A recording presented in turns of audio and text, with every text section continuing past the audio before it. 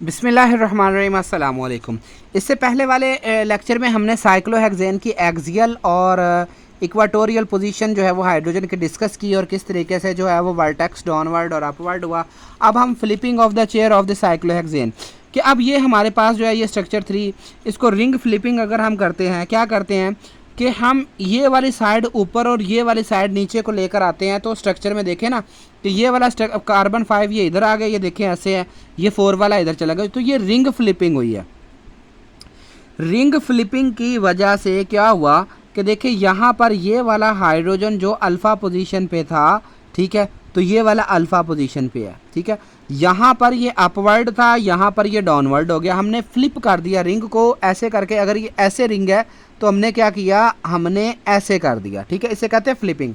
तो जब हमने फ्लिपिंग की तो ये वाला, ये जो एक्सियल हाइड्रोजन है कार्बन 1 वाला, ये अपवर्ड था तो ये डाउनवर्ड चला गया, ठीक है। तो अब geometrical position of hydrogen atom of the cyclohexane और किस तरीके से हम इसको सिस या ट्रांस कह सकते हैं, ठीक है। तो तवज्जो से समझिएगा ज़रा।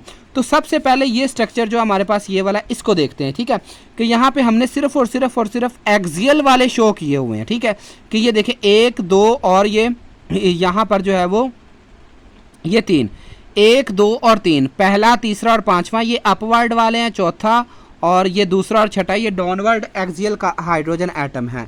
तो लुक एट स्ट्रक्चर 1 फिगर, ये हमारे पास स्ट्रक्चर 1 है। द 3 एक्सियल हाइड्रोजन, जो कि एक्सियल हाइड्रोजन है, पहले वाला ये वाला, फिर उसके बाद ये तीसरा ये वाला और उसके बाद जो पाँचवा है, ठीक है। क्योंकि ये एक तरफ है तो लिहाजा ये सिज टू ईच अदर है। अगर हम देखें सिस ट्रांस आइसोमेरिज्म जो है साइक्लोअल्केन में, साइक्लोहेक्सेन में किस तरीके हो रही है कि जो इसके हाइड्रोजन एक्सियल पोजीशन पे हैं, एक तरफ हैं, वो एक दूसरे के लिहाज से सिज हैं, और इसी तरह से जो दूसरे पे ये देखें यहाँ पर, ठीक है, ये वाला सॉरी, ये दूसरे पे ये नीचे है, चौथा नीचे और छठा नीचे, ये तीनों एक दूसरे के सिज हैं। तो अल्टरनेट एक्सिस मतलब कहने का ये है कि जो हाइड्रोजन एटम वर्टेक्स जिनका अपवर्ड था वो सारे के सारे एक दूसरे के लिहाज से सिज हैं, और जिनका वर्टेक्स डाउनवर्ड है जो नीचे की जानब है वो सारे के सारे जो है वो एक दूसरे के लिहाज से सिज हैं।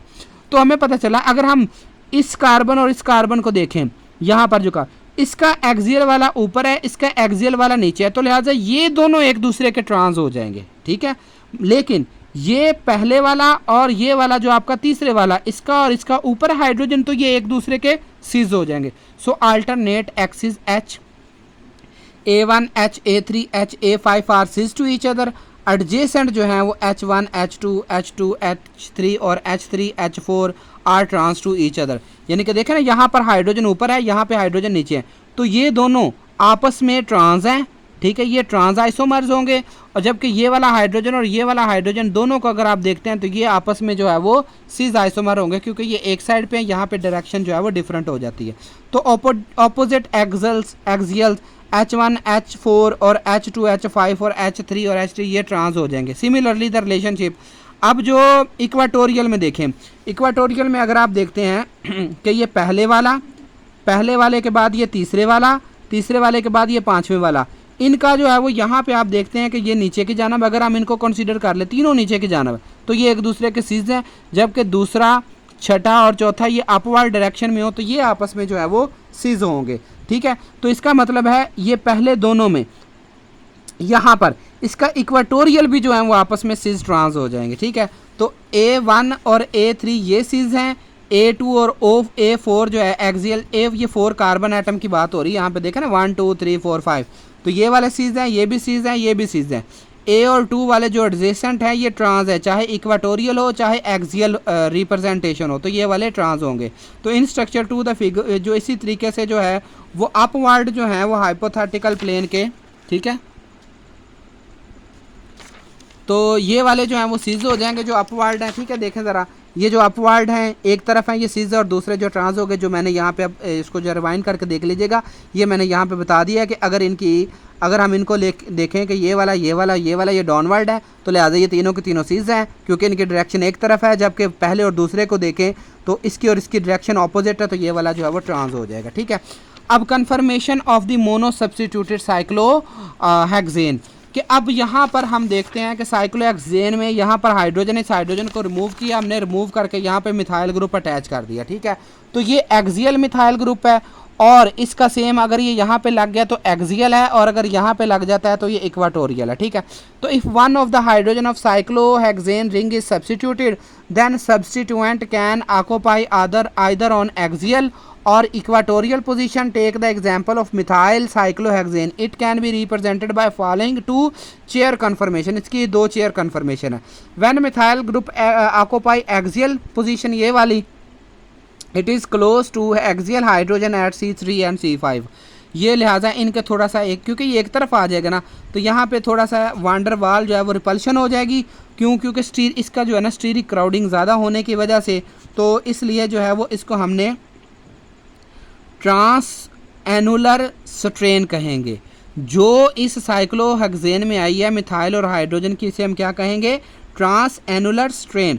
तो जो ट्रांस एनुलर स्ट्रेन जो रिंग में प्रोड्यूस हुई है, ठीक है, ये स्टीरिक रिपल्शन को रिप्रेजेंट कर रही है। The effect due to axial substituent is known as 1,3 di axial interaction, इसको हम कहते हैं।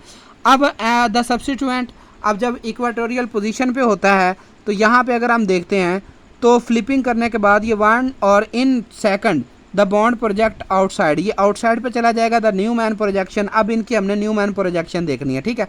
तो सबसे पहले इसकी देखें ज़रा, ये वाले कार्बन एटम ये है कि एक हमने बैक पे और एक फ्रंट पे ज़ाहिर कर दिया, तीसरा और चौथा, ठीक है। ये वाला अगर हम देखें, सॉरी ये वाला तीसरा और चौथा बैक और फ्रंट पे ज़ाहिर कर दिया, तीसरे को हम फ्रंट कह रहे हैं, चौथे को बैक पे। अब ये जो पाँचवा और यहाँ से ये दूसरा है, ये यहाँ पे आ गए, और इधर से पहला और छठा जो है वो हमने कुछ इस तरीके से रिप्रेजेंट कर दिया। और ये वाला CH3 ग्रुप जब ये ऊपर लगा तो ये एक्सियल जो है वो फॉर्म जो आ जाती है न्यूमैन प्रोजेक्शन की, ठीक है। लेकिन अगर हम यहाँ पे देखते हैं तो ये इसकी इक्वाटोरियल पोजीशन आ जाएगी, ठीक है, और ये Nt2,5 है, लिहाजा ये वाली जो है वो इसकी फॉर्म जो है इक्वाटोरियल CH3 ग्रुप होगा। तो न्यूमैन प्रोजेक्शन जो है एक्सियल और equatorial conformation of methyl cyclohexane clearly depict stability of equatorial conformation. तो ये वाला ज़्यादा जो है वो हमारे पास यहाँ पे स्टेबल कंपाउंड है। देखें ना, यहाँ पे अब ये मिथाइल ग्रुप है, यहाँ पे भी ये चीज़ आ गई, तो यहाँ पे स्टीरिक हिंड्रेंस हो जाएगी, लेकिन ये बिल्कुल ऑपोजिट डायरेक्शन में। तो यहाँ से यहाँ पर स्टीरिक हिंड्रेंस जो है वो यहाँ से यहाँ तक स्टीरिक हिंड्रेंस, ये वाले इसकी और इसकी स्टीरिक हिंड्रेंस है, यहाँ पे स्टीरिक हिंड्रेंस ना होने के बराबर है, इसलिए ये वाला स्ट्रक्चर जो है वो इसका equatorial position confirmation of mono substituted cyclohexane की जो इक्वाटोरियल जो पोजीशन है, इक्वाटोरियल जो स्ट्रक्चर है वो ज़्यादा स्टेबल है as compare to axial structure, क्योंकि इसमें जो है वो क्या आ जाता है, यहाँ पे स्टीरिक हिंड्रेंस आती है इस मिथाइल ग्रुप की वजह से। लेकिन जब रोटेट करके अगर हम यहाँ पे देखें कि यहाँ पे मिथाइल ग्रुप लगा इक्वाटोरियल पोजीशन पे,